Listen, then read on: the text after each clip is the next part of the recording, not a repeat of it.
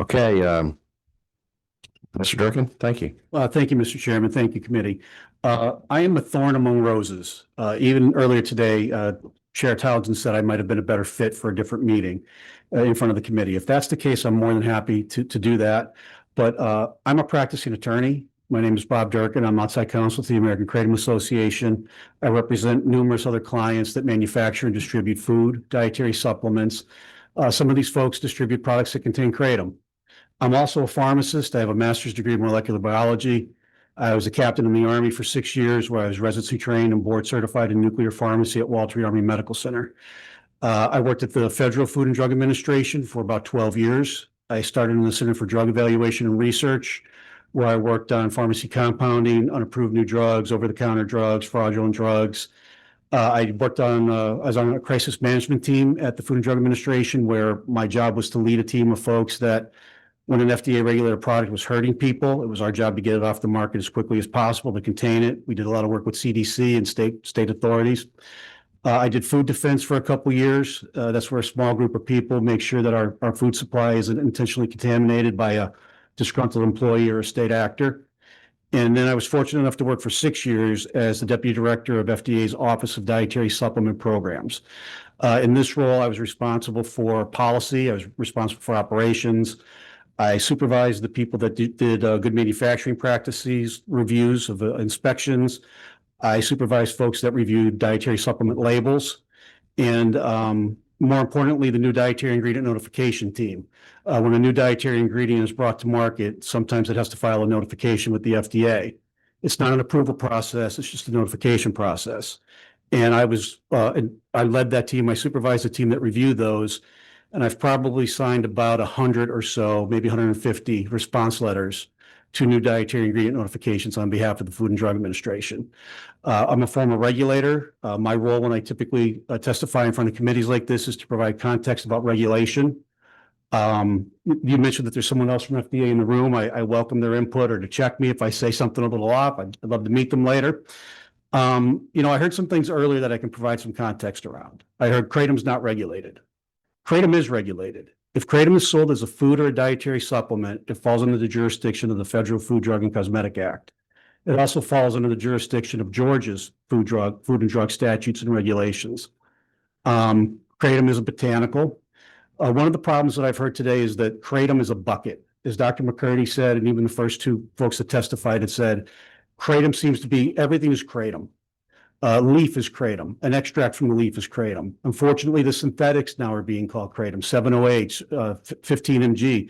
Those are definitely not Kratom. Those are contaminants in Kratom. Those are things that legitimate Kratom distributors make sure aren't in their product. At this point in time, there are many of my clients that manufacture Kratom are registered as food facilities with the Federal Drug Administration, Food and Drug Administration. They're registered with FDA. FDA knows where they are. Some of my clients have been inspected by FDA for their good manufacturing practices. FDA does their job. They evaluate the GMPs. They give them observations to correct, and they leave. They don't seize the Kratom. A lot of my clients right now market Kratom products, and they have perfect labels. The labels follow the requirements that are Chapter 21 of the Code of Federal Regulations. A properly labeled dietary supplement has all the information to inform a consumer about how to take it. If it requires the advice of a healthcare practitioner, it's on the label. Seek the advice of a healthcare practitioner before you take this product.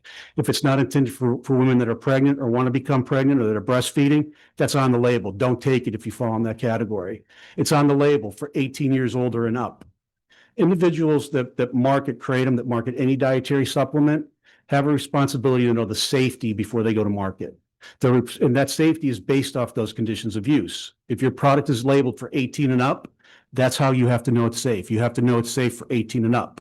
If it excludes people on heart medication, if it excludes people with liver disease, if it excludes pregnant women, you don't have to know it's safe in them because you've just told them not to take your product. I wonder if some of the reason that there's an increase in awareness about Kratom and that there's more reports about Kratom is because products now are actually labeled as Kratom. There's a label out there to inform a consumer, a healthcare practitioner, a regulator, or a law enforcement officer exactly what they're dealing with. 10 years ago, Kratom was sold in baggies. It was sold in baggies with marker written on it. We've come a long way in the last 5 years. Like I said, they're registered food facilities. They're registered with the Federal Food and Drug Administration. They put out labels and products that comply with federal requirements. And in the state of Georgia, products comply with your requirements. They comply with your KCPA. They're kept behind the counter. Children don't have access to them. They're responsible to make sure the person buying them is over 21. So you've already done a lot to regulate Kratom. One of the earlier witnesses said they suggest don't ban it, regulate it. In my experience, when you ban something, you create an underground market. You create a black market. It's not going to stop it from coming down Interstate 95 into your state. It's not going to stop people from buying it online. What it's going to do is it's going to make your KCPA irrelevant, and people are going to stop following it. It's going to limit your jurisdiction to take action on it when it's in the state. You should regulate it, not ban it. I think you have an enforcement problem. I think you have a data problem. Everything's Kratom. Everything's not Kratom. There's Kratom leaf, there's Kratom extracts, and then there are these horrible synthetics, 7-OH. A lot of what I heard earlier being described about addiction and adverse events really seems like it's attributable to 7-OH. We heard one witness when you said, what actually caused the deaths? And he said, I don't know, I'd have to go back and read the cases. Think about that. They're using data, but yet they have to go back and look at the case reports before they can tell you what that data really means. I think you have an enforcement problem. I think you have a data problem. I'm a former regulator. I'm a practicing attorney. I understand the Food, Drug, and Cosmetic Act pretty well when it comes to this. I'm happy to answer any questions or provide any context I can to the committee. Yeah, thank you. I appreciate that. Two questions for me, then we'll have extra questions, I'm sure. Customs, I know where I read recently where if it's they will at times seize or burn the shipments from Kratom. Thank you. It's Sir, got to be I'm labeled. very sorry, Chairman. At time, I read where if it's labeled as a for medical use or a food product, it can be banned. It can be seized by customs. Does that still hold true that you know of? So there is We'll get more testimony. with Yes, law sir. enforcement. There is an import alert for the import of Kratom. Okay. And the import alert at the border, FDA has a lot of authority, more authority than they have domestically. Domestically, if they want to seize a product, they have to have evidence that it's adulterated. They have to have evidence that it violates the act. At the border, it's an appearance standard. It appears like it violates the act. So FDA has an import alert 5415, which allows them to pull over, detain Kratom. They send the responsible party a letter, a notice of action that says, hey, I have your Kratom. Why do you think it's legal? Now, I don't do imports. It's not what I do, sir. And what I'm told is that folks provide to Customs and Border Patrol, to FDA, proof that Kratom is an old dietary ingredient or proof that Kratom is under a new dietary ingredient notification, which I can say there are at least 9. There are at least 9 NDINs that have been sent to FDA with the basis for safety of Kratom. And I'm told, I've never experienced it, that when FDA receives this information, they release the shipment. Okay. Thank you. And 17, Chairman Corbett. Thank you, Mr. Durkin.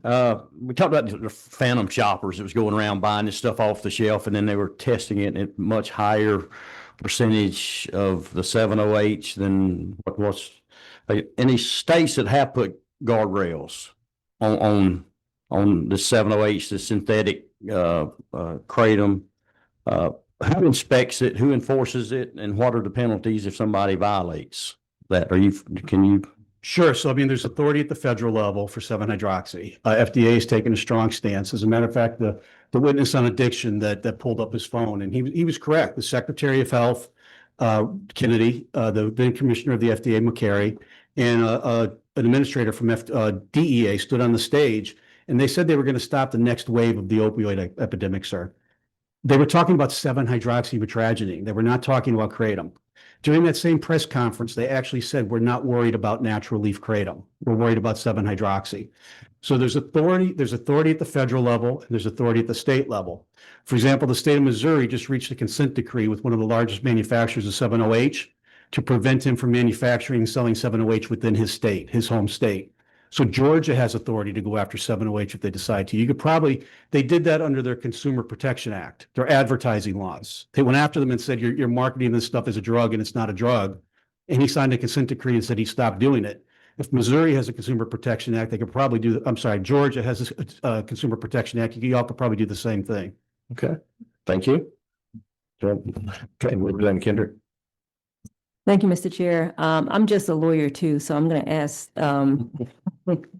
a question. So we have, or there's been testimony about a lot of medical reports, and I'm not going to pretend to Sure. know that, to understand it all. Are there counter reports that the association has that can maybe give perspective to the various reports that are out there? Yes, ma'am, there are, I believe. And I do have firsthand experience of reading some of these reports. And look, it sucks. Somebody's hurt, somebody's dead. Nobody wins. This is a horrible situation, and it's a tough thing to do. So condolences, I can only empathize. I can't, it was said, it seems like it's always polypharmacy. It seems like there's always something else on board. An illegal drug, another substance, medications, prescription medications that might have interacted with the Kratom article, whether it was, I don't think it's often Kratom leaf. I think it's usually an extract or 7-OH. But yeah, there are folks that are skilled in this that have gone in and looked at those reports and determined that, a lot of them are really polypharmacy. I think the Tampa Bay Times looked at 500 or 600, and a very esteemed professor, a very esteemed researcher, Marilyn Hustis, reviewed those reports. And I can't be held to the exact numbers, but I think out of that whole number, she determined just 6 or 9 might have been attributable to Kratom alone. So there's always confounding factors. I know FDA in one, when I was there, and it's public now, so I can say it, a person had Kratom in their system, confronted the police shot this person, killed this person, but the cause of death was Kratom in the report. So, I mean, there are some really weird things that happen with some of those reports, but look, I mean, I think it's terrible that people's autopsy reports have become something that we have to talk about in the situation. It's very complicated, ma'am. Okay, thank you. Okay, appreciate you being here. Thank you for your testimony.